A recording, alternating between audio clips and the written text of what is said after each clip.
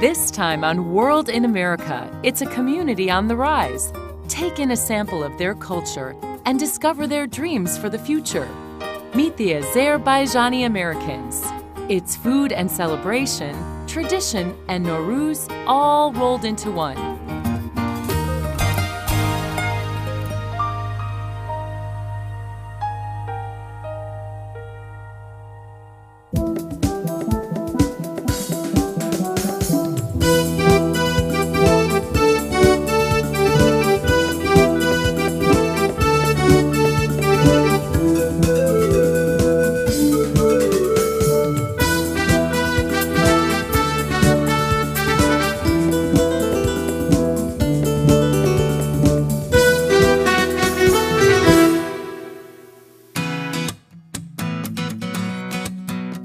There's an old Azerbaijani proverb that goes, "Until spring comes, nightingales do not sing." Well, for many Azerbaijani Americans, now seems to be the time to make their voices heard. But for a better look at their story, we first go back to the land of their roots, Azerbaijan. Bordered by Russia and Armenia, Georgia and Iran, it's where the southern Caucasus reach the Caspian Sea. 8.6 million people reside in the country, roughly the size of Maine. Baku, the largest city, is a World Heritage Site and the capital of the nation. More than 90% of the population speaks Azerbaijani, a Turkic language, and most follow Islam. Christian and Jewish communities, centuries old, remain vibrant. Azerbaijanis of every background take pride in their country. They often speak of its 9 climates, ample resources, and abundant reserves of oil. Visitors may find their hospitality, art, music, and poetry just as valuable. Since their independence in 1991, the people of Azerbaijan have been eager to share with the world. See what they've done with their energy and optimism here in the U.S. when World in America returns.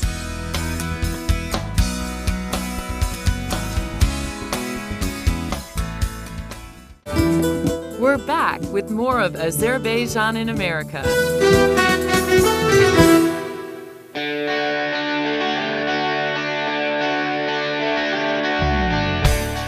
Saying Azerbaijan, I mean first of all land.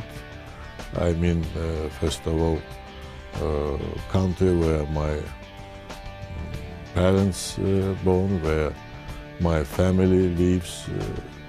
Maybe all these reasons, all these things together makes Azerbaijan Azerbaijan.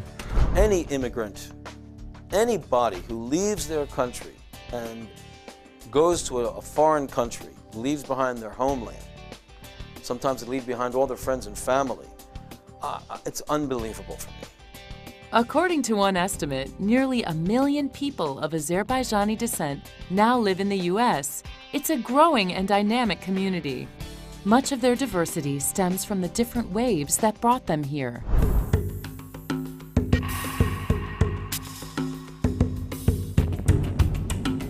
According to different estimations, we have more than 1 million Azerbaijanis in the United States. They settled mainly in California, Houston, New York.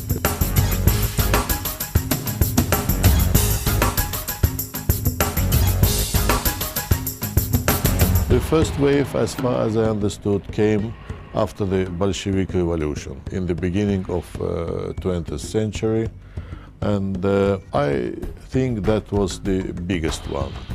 Because of Stalin time, they didn't risk to come back to the Azerbaijan, to Soviet Union, and they decided to remain in the Western Europe and United States. The last wave was the collapse of Soviet Union, with some, especially first years of after the collapse of Soviet Union, with the military conflict with Armenia, with some internal troubles, economic and political. Today, Azerbaijani Americans across the board have found their own secrets to success. But whether you own a restaurant in Texas or trade stock in the Big Apple, making it is rarely a simple deal.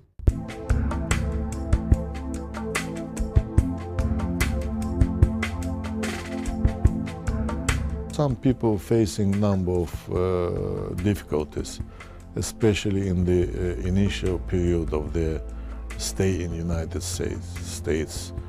First of all is language. To become a part of society, you need good knowledge of the language. It's important. Not that having to learn a second language comes as something new. Many Azerbaijanis already speak Russian, as well as their native tongue. But for trained professionals with years of study behind them, starting from scratch can be a unique challenge. Secondly, the difference in the education. You know, a number of professions, like, for example, doctors, medical doctors and lawyers, they need to get additional licenses, diplomas and etc. to start work here. And that's another difficulty. Eastern culture has a certain mindset about relationships between people, between different generations, older and younger, between men and women, between members of the one part of society and another part of society, like the working class and the upper class. They have these problems over there and they bring them over here. And they come here, and here we are, everybody's equal.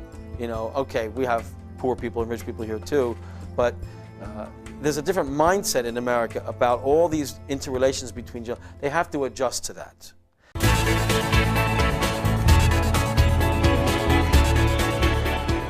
With time, they managed to overcome all these troubles, these difficulties, and after some period, a lot of people, they don't want to go back. They prefer to stay here. They're very happy with their life, yeah. Some find happiness in both countries.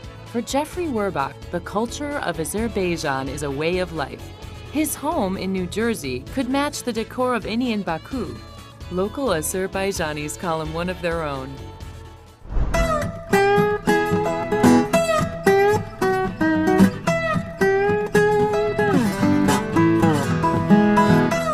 I'm an American. I was born in this country, as were my parents. My grandparents were immigrants to this country 100 years ago, so I'm part of what they call second generation American.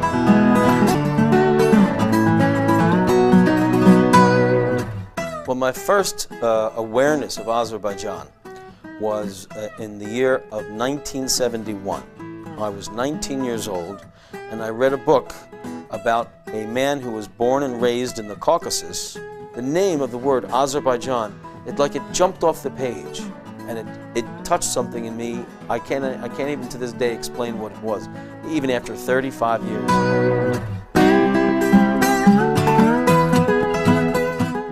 When I had the good luck to meet with an old man from Dagestan who played the Azerbaijani kamancha.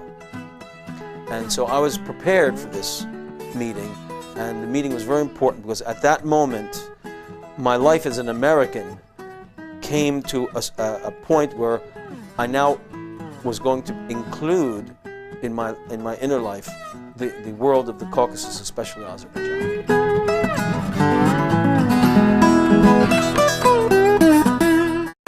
He traveled to the country, learned the language, and most importantly, devoted himself to Azerbaijani classical music. Under the tutelage of leading authorities, he became a master in his own right. Today, he gladly shares his adopted culture with other Americans. One way is by teaching at Temple University. The professor of the world music course is a friend of mine, and so she's invited me over there repeatedly. And so just yesterday I was there giving some lectures, and they would sit and listen. They would put they would move their head like this. They don't know this music, and yet they begin to understand that there's something really wonderful in it. They pick up on it immediately. If you say, "But Jeffrey, you're playing for non-Azerbaijanis, do they understand?" I say, "No, they don't understand, but they feel." And they feel everything that's important to feel, and they're in favor of it. They want to hear it, they want to hear more. When the class is over, they are sad. Some of them say, "Please, if you have a performance, contact me, let me know. I want to come and hear some more of your music." To the avid listener, the music of Azerbaijan stands apart, with instruments like the oud, tar, and kamancha, it harmonizes Turkish folk tunes with scales made for Persian kings.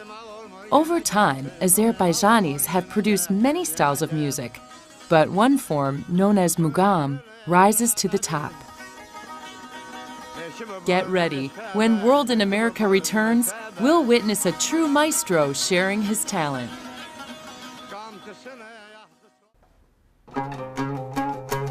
Mugam is it's art music. It's the right word for it, art, as opposed to folk music. Folk music is, singing and dancing, but mugam is you sit and you listen.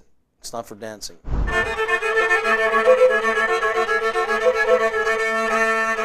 Most mugam is in the sung version of it. There's also instrumental mugam. I specialize in instrumental mugam.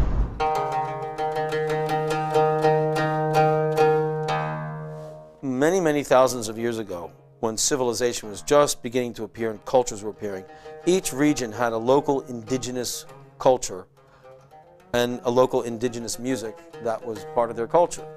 And I think what mugam is I think it's a synthesis of two cultures. One is something that originated in ancient Egypt, which over time became the basis for what is now known as the Islamic call to prayer.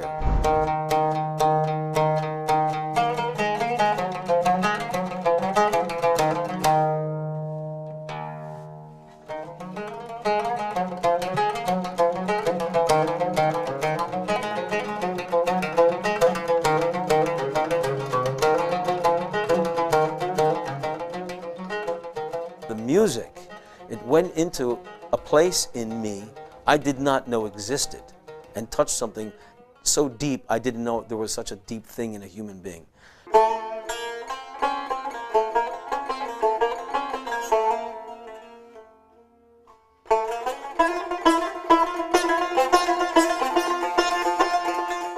In mugam, also known as makam in Arabic or daska in Persian, music flows in intricate patterns. The notes are improvised, the meaning spiritual. The test of a performer is to take the ancient melodies and open them up by playing directly from the heart.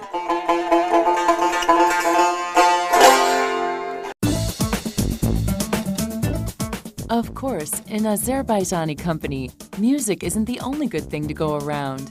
Here in the United States, one place to enjoy their cuisine is Chinar on the island. Chinar means maple, and this Staten Island restaurant uses the golden tree as its emblem. One look at their impressive menu will show you why. Lamb is the first meat of Azerbaijani cuisine. They also have what they call malat, which we call beef. Right? They have it, but mainly lamb is their number one source for food, for meat. Lamb and sheep. Meat is a staple on Azerbaijani tables. Azerbaijani lambs have a sheep, and the tail is a big fat tail. I've never seen it anywhere else. Our sheep have these little tails, so all the fat is concentrated in the tail, and the meat is a little leaner.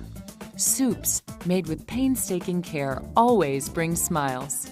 Another dish that they make is called piti, and piti is made in these small earthenware ceramic pots, and it's made from lamb and lamb bones. The bones are so soft you can eat them.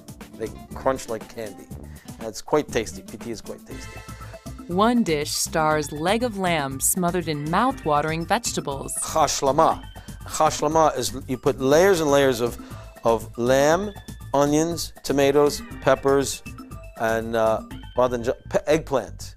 Then another layer, lamb, onions, tomatoes. You put it on top, the lid, close it up, season it with salt and pepper, and then you let it, and it's slow cooked. So when it comes out, everything is tender and soft.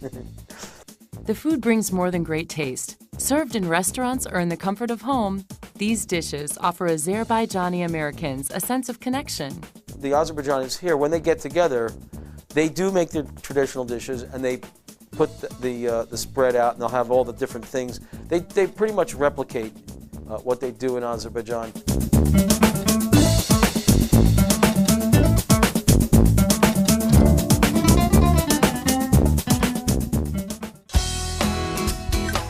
These days, Azerbaijani Americans say they have a lot to be excited about.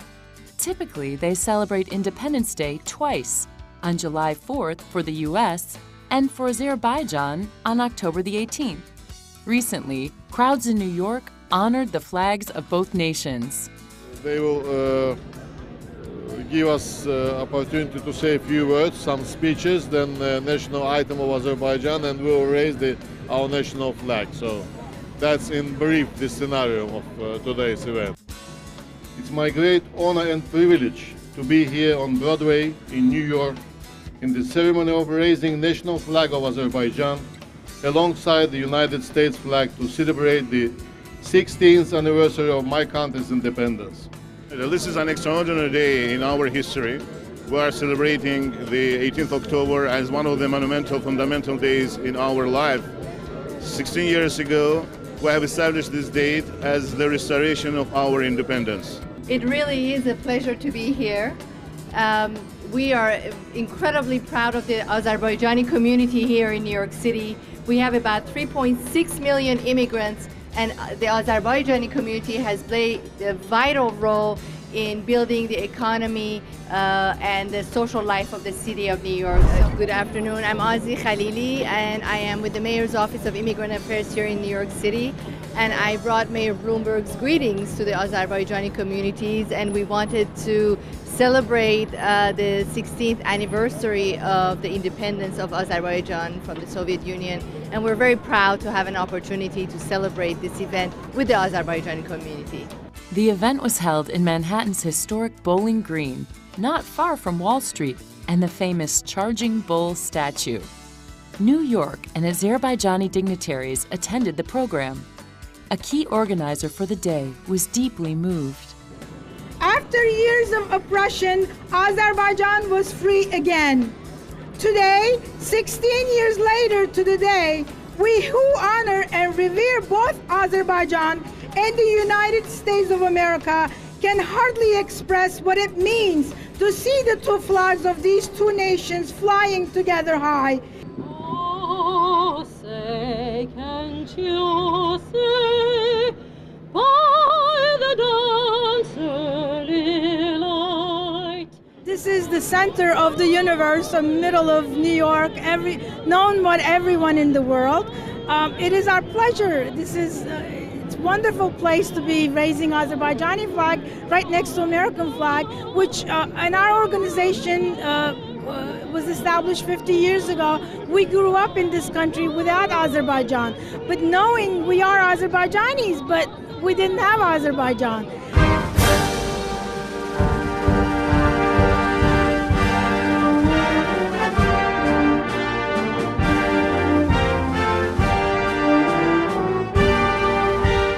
We should be together, and we should know that, we first of all, Azerbaijanis, first of all, we have to maintain our culture, our history, our language.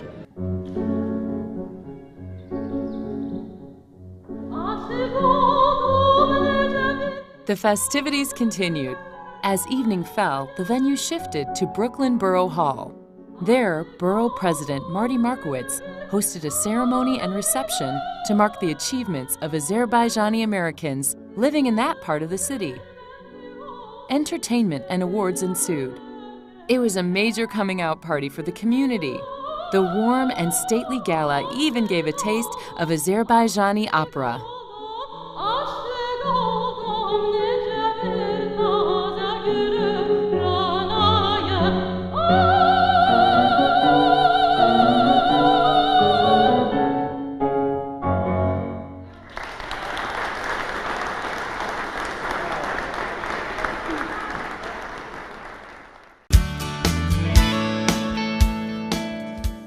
Here in the United States, Azerbaijani Americans work hard to preserve their customs.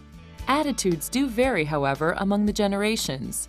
As with other communities, each family must work out its own balance of tradition. The older generation, a lot of them, they're trying to keep their identity, but time is doing its jobs, so. They have a great respect for the older people, and the children don't talk back to their elders. They don't mock them. They don't answer back. And I remember they would sit, and even the teenagers, boys, who are supposed to be aggressive, they're so sweet and mild. They'll sit there and like almost with a look, they'll jump up and go run to the kitchen and bring tea and serve the guests. You know, they almost don't have to say anything. That's how like they're keen. They're waiting for the word. For young generation, everything is easier. Yeah, so to adopt, to become, I would say, part of society for them also is not such a big task, not a difficult task. But yes, we have some Azerbaijanis who didn't keep anything Azerbaijani except their names maybe, and some 2 or 3 words. The parents are respected. If the mother works, the father works, you're going to give your parents respect, because the children are aware of the fact that, you know, this is not like something that's coming from, you know, God or something like that. The parents have to work to bring home the money, to put the food on the table, and the children respect that. Through these societies, through associations, newspapers, and etc., our people's trying to keep its own identity. It's the general picture.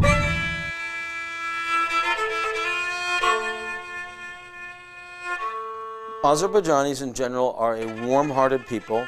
Azerbaijanis are also incredibly well educated. Azerbaijan has a 99% literacy rate, even in the villages. They have this tremendous open-hearted welcoming, and it's not just Eastern hospitality, which the Persians, the Turks, they all have that. Arabs, they have it. It's something more than that.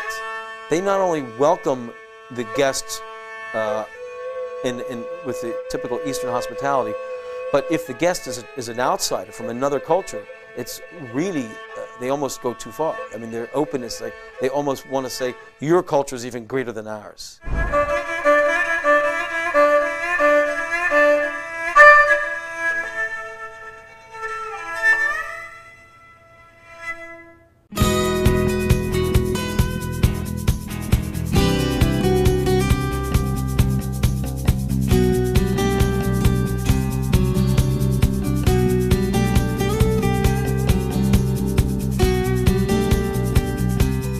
Across the country, Azerbaijani Americans feel their day has arrived.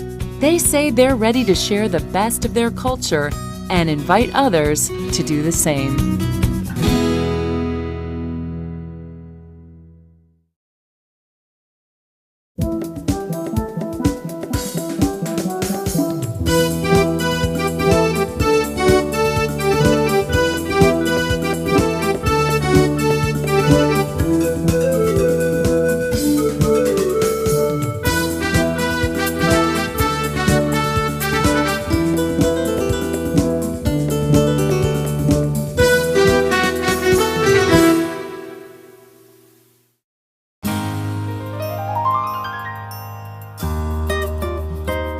This time on World in America, it's a community on the rise.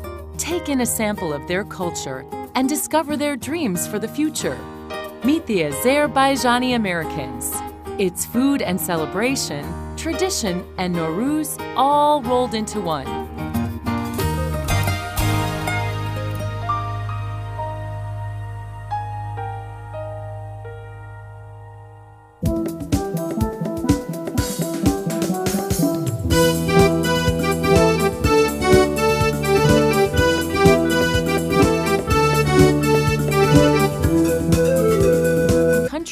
Roughly the size of Maine.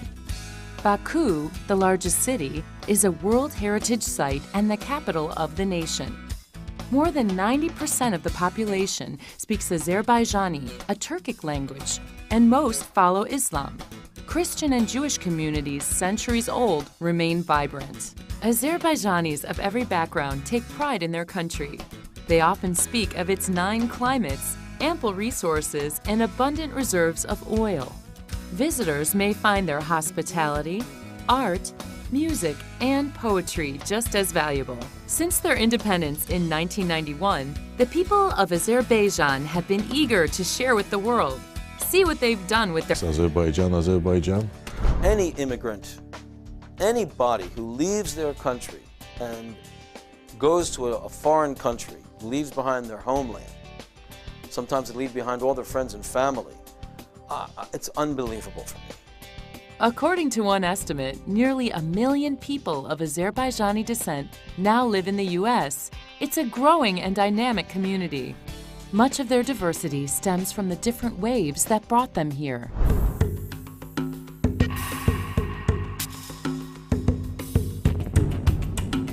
According to different estimations, we have more than 1 million Azerbaijanis.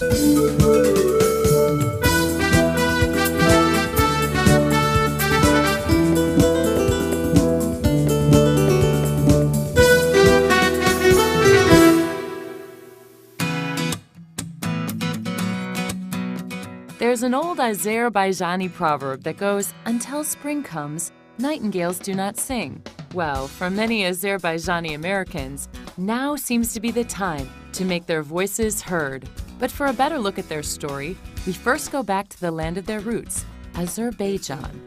Bordered by Russia and Armenia, Georgia and Iran, it's where the southern Caucasus reach the Caspian Sea. 8.6 million people reside in the energy and optimism here in the U.S. when World in America returns.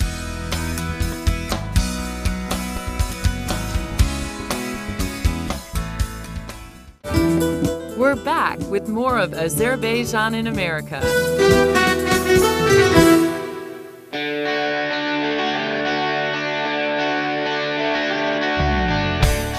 Saying Azerbaijan, I mean first of all land. I mean first of all country where my parents born, where my family lives. Maybe all these reasons, all these things together make